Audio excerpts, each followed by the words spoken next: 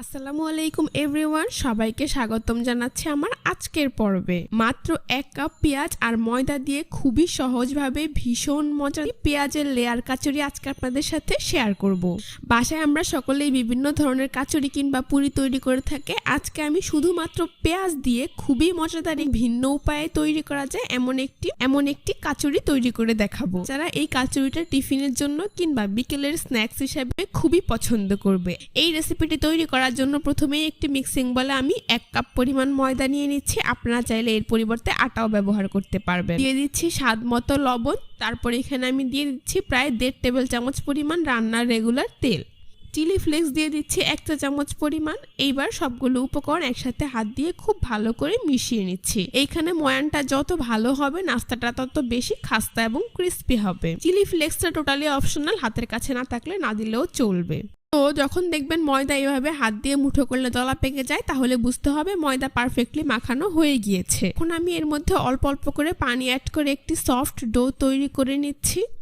এখানে আমি নর্মাল টেম্পারেচারের পানিটাই ব্যবহার করেছি। এখানে ডোটা আপনারা নর্মাল রুটির ডো থেকে কিছুটা নরম করেই তৈরি করে নেবেন। তো দেখতেই পাচ্ছেন এইভাবে অল্প অল্প করে পানি অ্যাড করে আমি একটি সফট ডো তৈরি করে নিয়েছি। এবার এর উপর আমি সামান্য পরিমাণ তেল মাখিয়ে একটি ঢাকনা দিয়ে ঢেকে এটাকে রেস্টে রেখে দেবো 15 থেকে 20 মিনিটের জন্য। ওখানে চলুন ঝটপট একটি পেঁয়াজের মজাদার পুর তৈরি করে নিচ্ছি। সেই জন্য আমি চুলায় এরকম একটি প্যানে প্রায় 2 টেবিল চামচের মতো রান্নার রেগুলার তেল দিয়ে দিচ্ছি। তেল কিছুটা গরম হয়ে গেলে এখানে আমি দিয়ে দিচ্ছি প্রায় 1 কাপ পরিমাণ পেঁয়াজ কুচি। তারপর এখানে আমি দিয়ে দিচ্ছি 3 থেকে 4টি কাঁচামরিচ কুচি। চুলার আঁচ মিডিয়ামে রেখে এই পেঁয়াজ আর কাঁচামরিচটাকে প্রায় 4 থেকে 5 মিনিটের মতো ভেজে নেব, যাতে করে পেঁয়াজের কাঁচা গন্ধটা চলে যায় আর পেঁয়াজ কিছুটা নরম হয়ে আসে। তো দেখতেই পাচ্ছেন আমার পেঁয়াজটা কিন্তু ভাজা হয়ে গিয়েছে। এখন আমি এর মধ্যে দিয়ে দিচ্ছি 1/2 চা চামচ পরিমাণ রসুন বাটা আর দিয়ে দিচ্ছি 1/2 চা চামচ পরিমাণ আদার পাউডার। আপনারা চাইলে এখানে আদা বাটাও দিতে পারবেন। তো রসুন আর আদাটাকেও পেঁয়াজের সাথে খুব ভালো করে মিশিয়ে 3 থেকে 4 মিনিটের মতো ভেজে নেব। এতে করে মশলার কাঁচা গন্ধটা থাকবে না। তো এগুলো আমার ভাজা হয়ে গিয়েছে। এখন আমি কিছু শুকনো মশলা এর মধ্যে দিয়ে দিব। জন্য প্রথমে আমি নিয়েছি 1/2 চা চামচ পরিমাণ লাল মরিচের গুঁড়ো, দিয়ে দিচ্ছি 1/4 চা চামচ পরিমাণ হলুদের গুঁড়ো, স্বাদ মতো লবণ, ধনিয়ার গুঁড়ো দিয়ে দিচ্ছি 1/4 চা চামচ পরিমাণ, ভাজা জিরার গুঁড়ো 1/2 চা চামচ পরিমাণ। তারপর নিয়েছি ম্যাগির ম্যাজিক মশলা, এখান থেকে অর্ধেকটা আমি এখানে দিয়ে দিচ্ছি। সবশেষে এখানে আমি অ্যাড করে দিচ্ছি 1/4 চা চামচ পরিমাণ গরম মশলা। তো সবগুলো মশলা একসাথে খুব ভালো করে মিশিয়ে নিচ্ছি। এর মধ্যে আপনাদের কাছে কোনো মশলা অনুপস্থিত থাকলে তা না দিলেও চলবে। মশলাগুলোকে সবকিছুর সাথে খুব ভালো করে মিশিয়ে নিয়ে এটাকেও 3 থেকে 4 মিনিটের মতো ভেজে নেব, যাতে করে মশলাগুলোর কাঁচা গন্ধ চলে যায়। এখন এখানে আমি দিয়ে দিচ্ছি প্রায় 1.5 টেবিল চামচ পরিমাণ বেসন। এইটা টোটালি অপশনাল, তবে এখানে বেসনটা দিলে নাস্তার স্বাদ অনেকটাই বেড়ে যাবে। বেসনটাকেও সবকিছুর সাথে খুব ভালো করে মিশিয়ে 2 থেকে 3 মিনিটের মতো ভেজে নিচ্ছি। ভাজা হয়ে গিয়েছে। এবার আমি এখানে অ্যাড করে দিচ্ছি 1 টেবিল চামচের মতো ধনিয়া পাতা কুচি। ধনিয়া পাতাটাকেও সবকিছুর সাথে খুব ভালো করে মিশিয়ে নিচ্ছি। এখন চুলা বন্ধ করে এই পুরটাকে একটি বাটিতে আমি উঠিয়ে নিচ্ছি। ফিরে এলাম 20 মিনিট পর, ঢাকনা সরিয়ে নিচ্ছি। এই যে দেখুন আমার ডো ঠিক কতটা সফট হয়েছে। এখন এটাকে আরো কিছুক্ষণ মথে নিচ্ছি। তারপর একটি বোর্ডের ওপর নিয়ে নিচ্ছি। বোর্ডের ওপর নিয়ে এইভাবে লম্বা রোলের মতো করে নিচ্ছি। তারপর একটি ছুরি দিয়ে এটাকে সমান 4 ভাগে ভাগ করে নিচ্ছি। তো এখান থেকে একটি লেচি রেখে বাকিগুলোকে আমি মিক্সিং বলে ঢেকে রাখছি। লেচিটাকে এইভাবে গোল বলের মতো তৈরি করে নিচ্ছি। তারপর হাত দিয়ে এইভাবে চেপে চ্যাপটা করে উপরে পরিমাণ মতো ময়দা ছিটিয়ে দিচ্ছি। এইবার বেলুন দিয়ে বেলে মিডিয়াম পুরুত্বের একটি রুটি তৈরি করে নিচ্ছি। এখানে রুটিটাকে খুব বেশি পাতলা কিংবা খুব বেশি ভারী করার প্রয়োজন নেই, মিডিয়াম পুরু রেখে একটি রুটি তৈরি করে নিতে হবে। এই যে দেখুন আমার রুটি তৈরি করা হয়ে গিয়েছে। এবার অন্য একটি মিক্সিং বলে আমি প্রায় 1.5 টেবিল চামচের মতো ময়দা নিয়ে নিচ্ছি।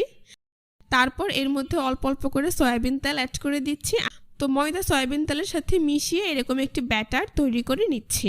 এটা দেখুন আমার ব্যাটার তৈরি করা হয়ে গিয়েছে আর এর ঘনত্বটা ঠিক এইরকম হয়েছে। এখন তৈরি করে রাখা এই ময়দা তেলের ব্যাটারটা আমি এই রুটির উপর এইভাবে দিয়ে দিচ্ছি। তারপর হাত দিয়ে পুরো রুটিতে খুব ভালো করে ছড়িয়ে দিচ্ছি। আশা করি আপনারা দেখেই বুঝতে পারছেন। এখন রুটিটাকে আমি এক পাশ থেকে এইভাবে ভাঁজ করে দিচ্ছি। একইভাবে এর অপর পাশটা এনে এর উপর এইভাবে ভাঁজ করে দিচ্ছি। তারপর হাত দিয়ে খুব ভালো করে চেপে দিচ্ছি। এবার রুটির এই অংশের উপরেও আমি ময়দা আর তেলের মিশ্রণটা দিয়ে দিচ্ছি। একইভাবে হাত দিয়ে পুরো রুটিটাতে ছড়িয়ে দিচ্ছি। তারপর রুটিটাকে এক পাশ থেকে ধরে এইভাবে ভাঁজ করে দিচ্ছি। এই অংশটাকেও আমি হাত দিয়ে খুব ভালো করে চেপে নিচ্ছি। এইবার একটি বেলুন দিয়ে আমি আলতো হাতে এটাকে কিছুটা বেলে নিচ্ছি। বেলা হয়ে গিয়েছে। এবার এর উপরেও আমি একইভাবে ময়দা আর তেলের মিশ্রণটা দিয়ে দিচ্ছি।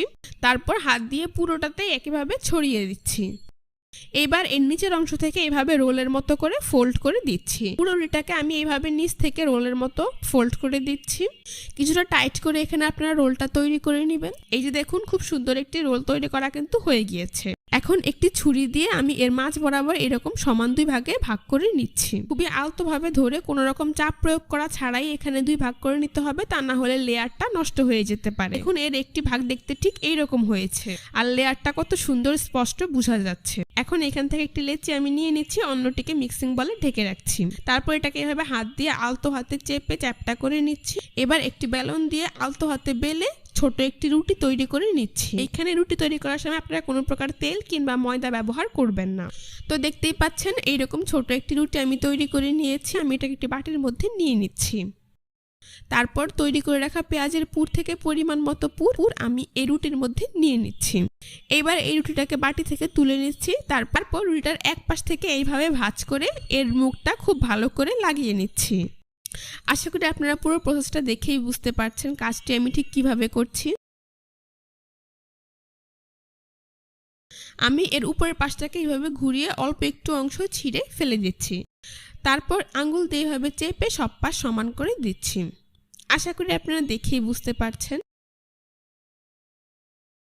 এবার আলতো হাতে এটাকে চেপে মিডিয়াম সাইজের একটি কাচুরি তৈরি করে নিচ্ছি। এখানে খুব বেশি চেপে এটাকে বড় করার প্রয়োজন নেই। তো দেখতেই পাচ্ছেন আমরা কিন্তু একটি পারফেক্ট কাচুরি তৈরি করা হয়ে গিয়েছে। এখন এটা ভাজার জন্য তৈরি। আমি সবগুলো কাচুরি তৈরি করে নিয়েছি। এবার এগুলোকে আমি ভেজে নেব। সেই জন্য চুলায় একটি প্যানে পরিমাণ মতো তেল দিয়ে তা মিডিয়াম হিটে গরম করে নিয়েছি। এখন চুলার আঁচ একদম লোতে করে দিয়ে নাস্তাগুলোকে একে একে গরম তেলে দিয়ে দেব। প্রথমে 5 থেকে 6 মিনিটের মতো চুলার আঁচ লোতে রেখে এগুলোকে ভেজে নেব। তাহলে দেখবেন এই লেয়ার কাচুরির লেয়ারগুলো খুব সুন্দরভাবে খুলে আসবে আর এটা অনেকটাই ফুলে যাবে। এই যে দেখুন, আমার এগুলো কিন্তু ফুলে গিয়েছে। এখন আমি চুলার আঁচ মিডিয়ামে করে দেব। তারপর নাস্তাগুলোর এক পাশ ভাজা হয়ে গেলে এগুলোকে আমি উল্টে দিচ্ছি। এই যে দেখুন, আমার নাস্তাগুলো ভাজা হয়ে গিয়েছে, খুব সুন্দর কালার চলে এসেছে। এখন একটি ছাঁকনি দিয়ে আমি এগুলোকে তেল থেকে তুলে খুব ভালো করে তেল ঝরিয়ে একটি নাস্তার প্লেটে উঠিয়ে নিচ্ছি। বাকি নাস্তাগুলোকে আমি একইভাবে তেল থেকে তুলে খুব ভালো করে তেল ঝরিয়ে নাস্তার প্লেটে উঠিয়ে নিচ্ছি। তো আমার সবগুলো নাস্তাই কিন্তু ভাজা হয়ে গিয়েছে। এখন গরম গরম পরিবেশন করে আপনাদের দেখিয়ে দিচ্ছি। দেখুন, নাস্তাগুলো দেখতে মাশাআল্লাহ কতটা সুন্দর হয়েছে আর খেতেও হয়েছে অনেক বেশি মজাদার এবং মুচমুচে। একবার তৈরি করলেই দেখবেন পরিবারের বড় থেকে ছোট, বিশেষ করে বাচ্চারা খুবই পছন্দ করবে। আশা করছি আজকের রেসিপিটা আপনাদের সবার কাছে ভীষণ ভালো লেগেছে। রেসিপিটি ভালো লাগলে অবশ্যই আমার চ্যানেলটি সাবস্ক্রাইব করবেন। আজ এই পর্যন্তই। সবাই ভালো থাকবেন, সুস্থ থাকবেন। আল্লাহ হাফেজ।